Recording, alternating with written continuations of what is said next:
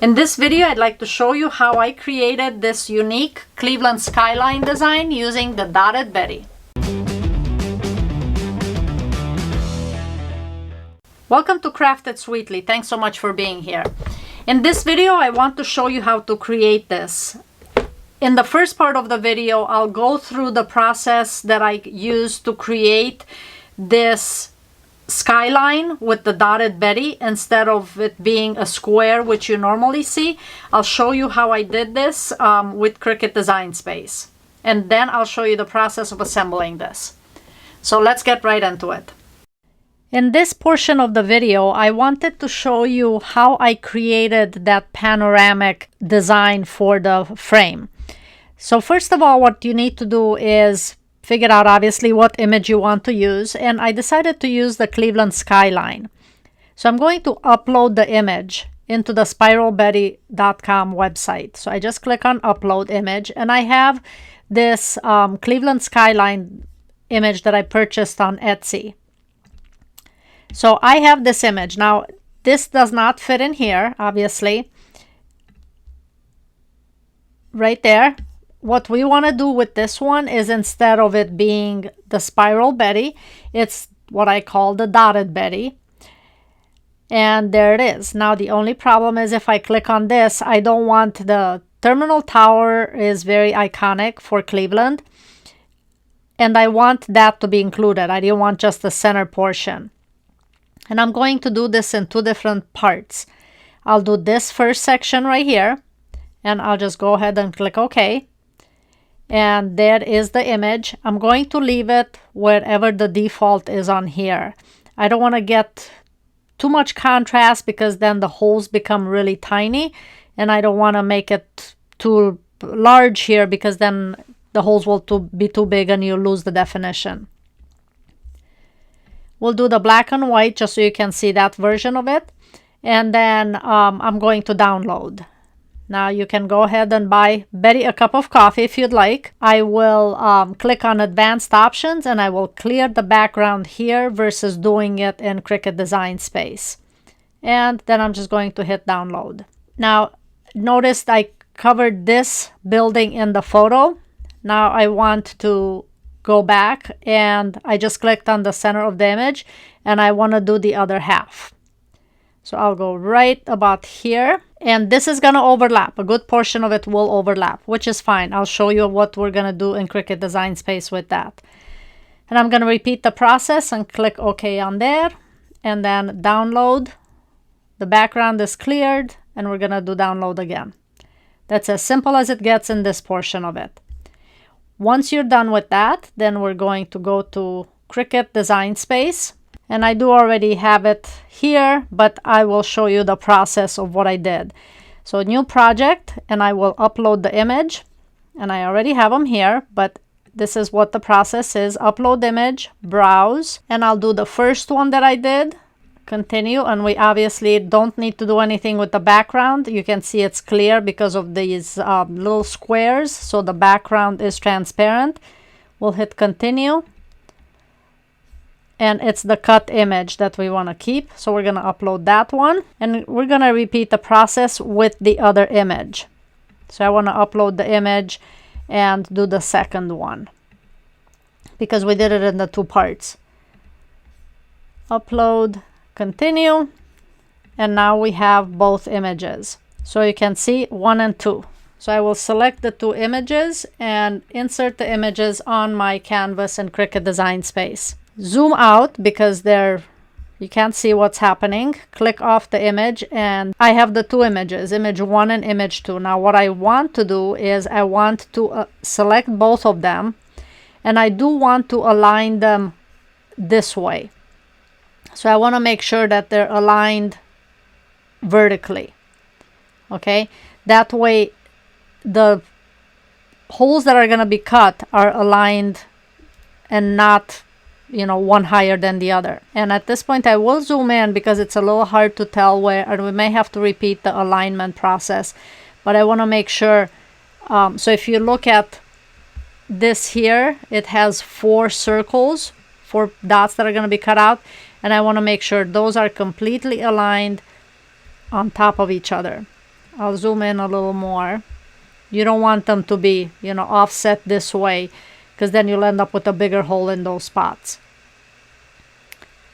So as long as you're aligned in the horizontal direction, the vertical direction we can use this so that they're aligned. We just don't want to align the horizontal, because then they're going to be on top of each other.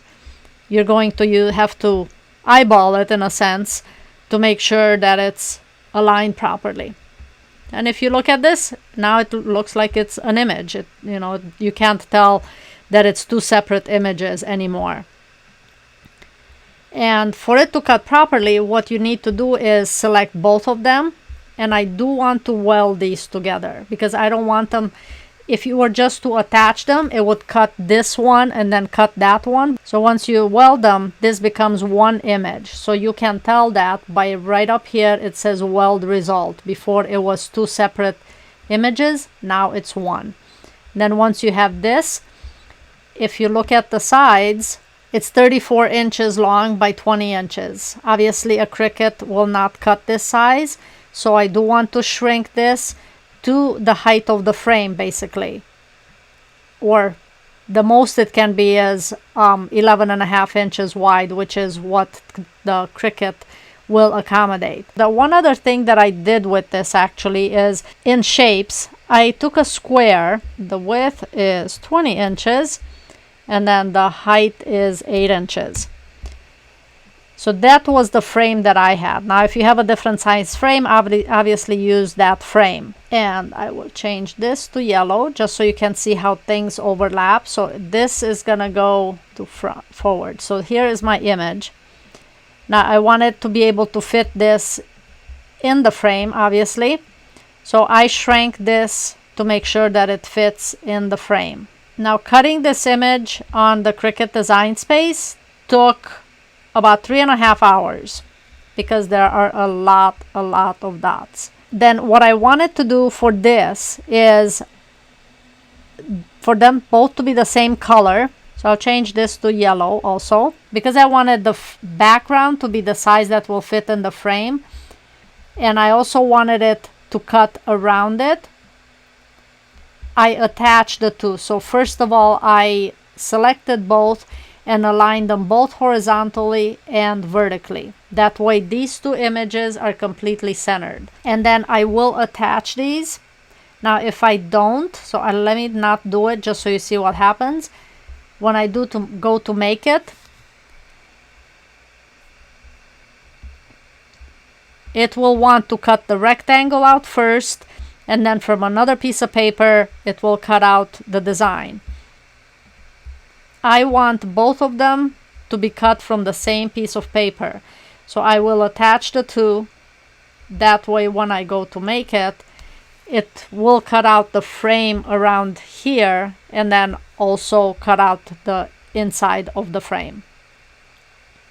So you can see it cuts out the frame and then it will cut out all the little holes for the image. And all the supplies that I used are in the description box below, so you can check them there. And if you have any questions, don't hesitate to comment below. You want to make sure that this fits on your mat, and then you can click OK and it's going to start cutting for a long time. So while it's doing that, go have a cup of coffee. All right, once this cuts, then we'll resume with the next portion of the video. After 3.5 hours, it finally finished cutting. And the setting that it worked best on was the Cardstock intricate cutting with the more pressure setting. So the highest pressure possible under the, if it has the default more or less. So I did more under the intricate cut. The other settings that I tried did not work. This is 80-pound cardstock. And there will still be some that I have to poke out, but the majority of them should stick to the mat itself. And as you can see, there we go. Now instead of pulling this up, I don't want to, I try and limit the curling. Before flipping this over, what I'll do is I'm going to run some kind of a scraper across the top just to get things that are stuck right at the top here. So I'm gonna try and get as much of this as possible. As you can see, there's a bunch of this. So I'll scrape as much as I can, and then the rest will have to clean off the mat. So for the rest of it, I flip the mat over and I'm gonna peel the mat away from this instead of the other way around. That will prevent as much as possible the paper from curling.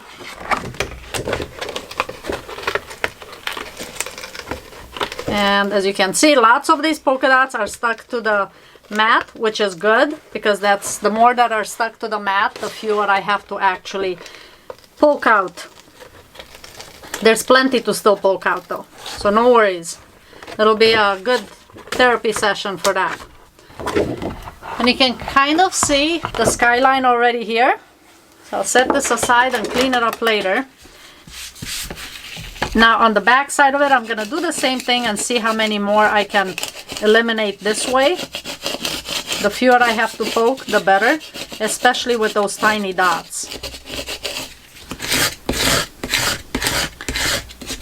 So just run the scraper along the back side.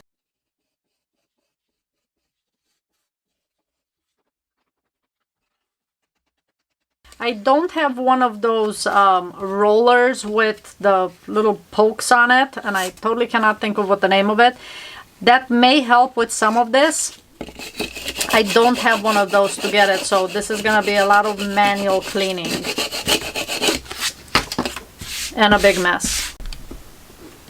At this point, what I'll do is I'm going to use a weeding tool and just poke, go along and poke the ones that didn't fall through. Now there are a lot of them,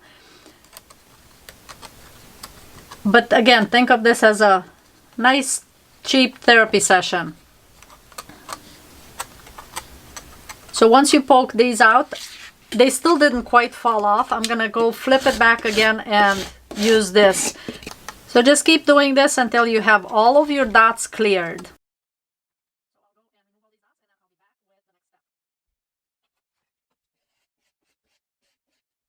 Finally got all of these completely cleared out. Now the next step is to put it in the frame. I didn't want to put it straight in the frame. I did want to add a mat to it, because the frame that I have is a little on the long side. So if I put this in, then you would be able to see the lights that will eventually go in here.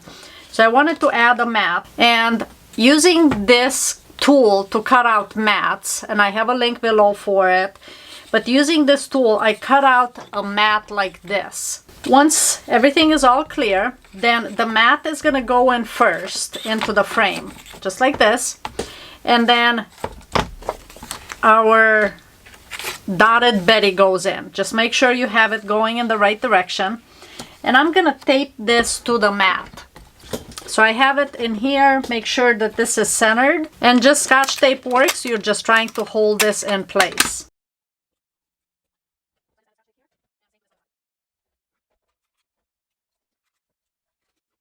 Okay, once this is inside, then the next step is to add the lights. And for the lights, I'm using these fairy lights. The key to this is I want this battery pack to be flat and small. It's the cell batteries versus like the AA batteries. I think that's too big and clunky. And the way I'm going to try and disguise this, I'll put it right at the top here is where it's going to eventually get attached. And the reason I want to do that is when this will go on the wall, it'll be easier to turn it on and off versus on the back side of the frame somewhere, because then you always have to take this off. But if it's on top, it's easy to flip on and off.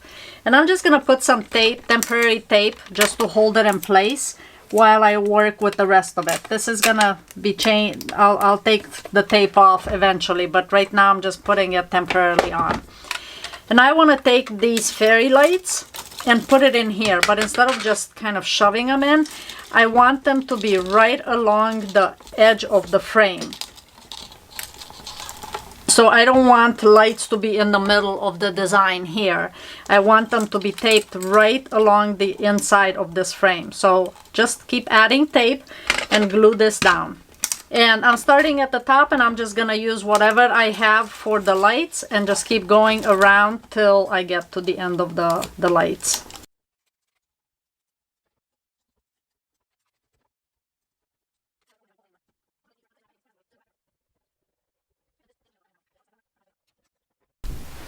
So this is the battery pack, and I'm going to put it down this way.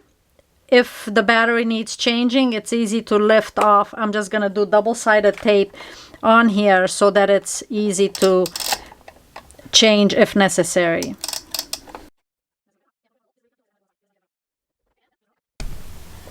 And then once you have everything attached, then it's easy to just turn the light on in here, just like that.